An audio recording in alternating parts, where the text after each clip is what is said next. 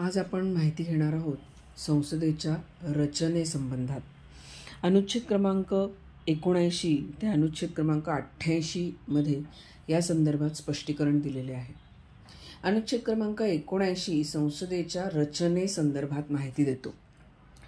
संघराज्याकरता एक संसद असेल आणि राष्ट्रपती आणि आपल्याला माहितीच आहे अनुक्रमे राज्यसभा आणि लोकसभा म्हणून ओळखली जाणारी अशी 2 सभागृह असतील आणि ते मिळून संसद म्हटलं जाईल.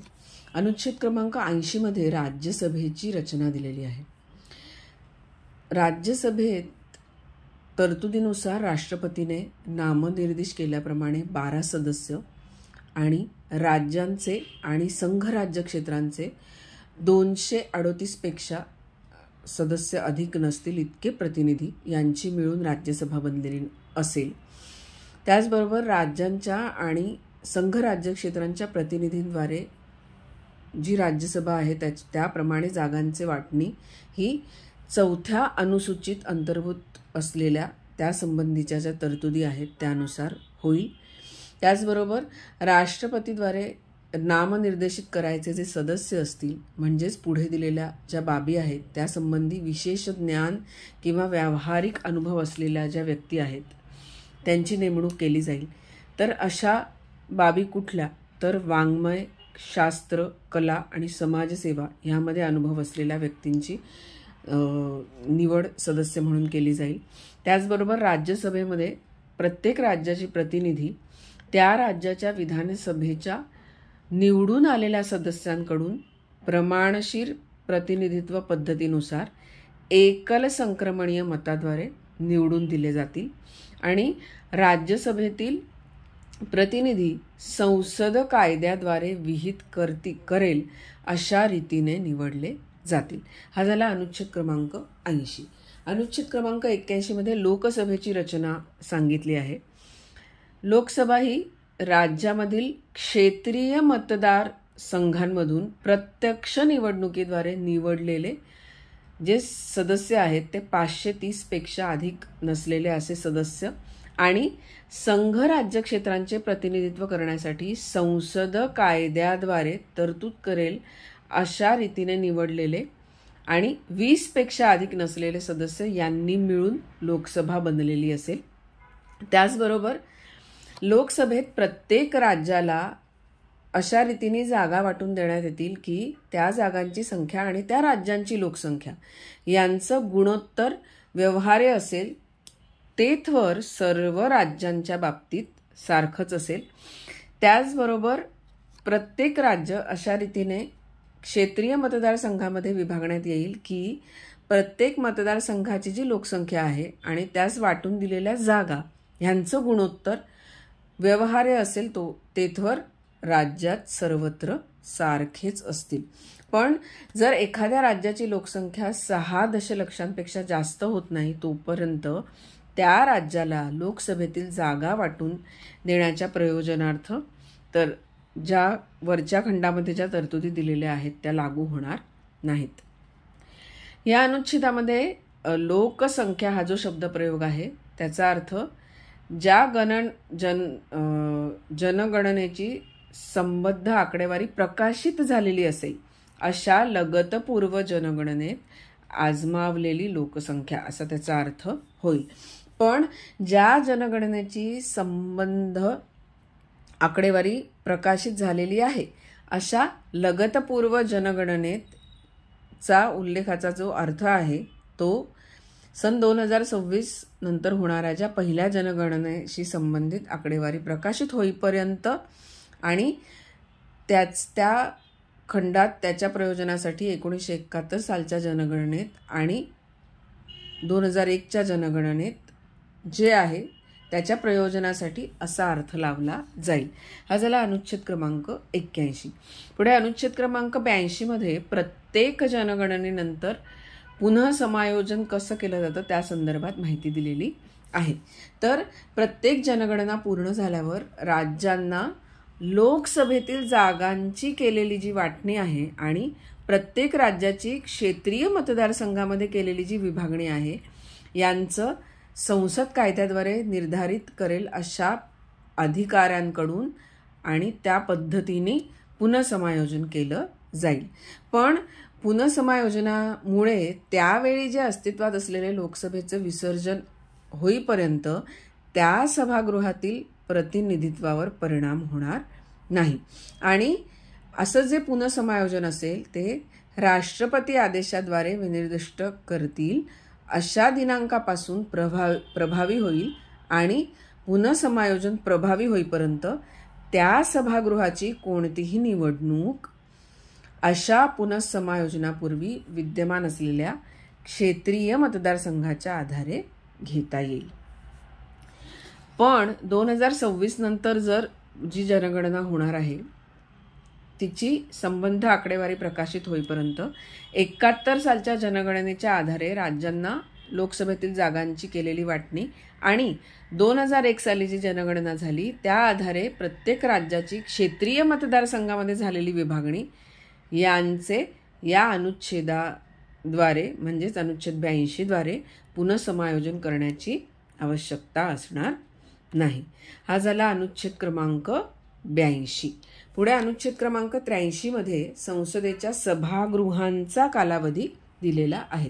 तर राज्यसभा विसर्जित होणार नाही, पण संसदेने कायद्याद्वारे निवृत्ती संबंधात केलेल्या ज्या तरतुदी आहेत त्यानुसार त्याच्या सदस्यांपैकी शक्य होईल तितपत 1/3 इतके सदस्य आणि दुसऱ्या वर्षाच्या समाप्तीनंतर शक्य तितक्या लवकर निवृत्त होतील.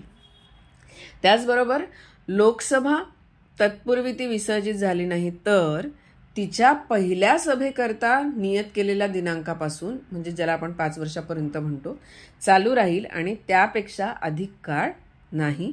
आणि हा जो कालावधी आहे तो संपला की ते सभागृह विसर्जित होईल. पण जर आणीबाणीची परिस्थिती असेल तर तशी उद्घोषणा जर अंमलात असेल तर संसदेला कायद्याद्वारे तो जो कालावधी आहे तो एका वेळी 1 वर्षापेक्षा अधिक नसेल आणि अशा कालावधीसाठी वाढवता येईल किंवा तो कोणत्याही परिस्थितीत उद्घोषणा अंमलात असण्याचे बंद झाल्यापासून 6 महिन्यांपेक्षा अधिक असणार नाही. हा झाला अनुच्छेद क्रमांक 83. पुढे अनुच्छेद क्रमांक 84 मध्ये संसदेच्या सदस्यत्वासाठी काय पात्रता आहे ती दिलेली आहे.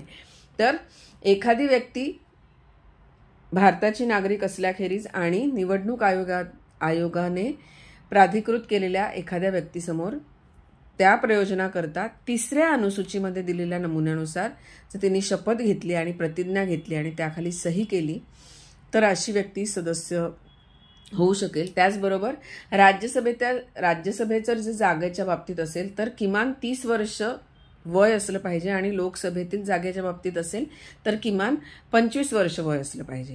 त्याचसोबत संसदेने केलेल्या कुठल्याही कायद्याद्वारे आणि त्या संबंधात केलेल्या ज्या तरतुदी असतील तर त्याप्रमाणे ज्या काही पात्रता असतील त्या असल्या पाहिजेत आणि ह्या व्यतिरिक्त संसदेतील जागा भरण्याकरता होणाऱ्या निवडणुकीस कुठलीही व्यक्ती पात्र होणार नाही.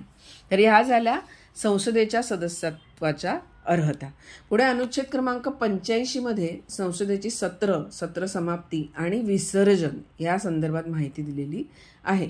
तर राष्ट्रपती त्यांना योग्य वाटेल अशा वेळी अशा ठिकाणी अधिवेशनासाठी संसदेच्या प्रत्येक सभागृहास वेळोवेळी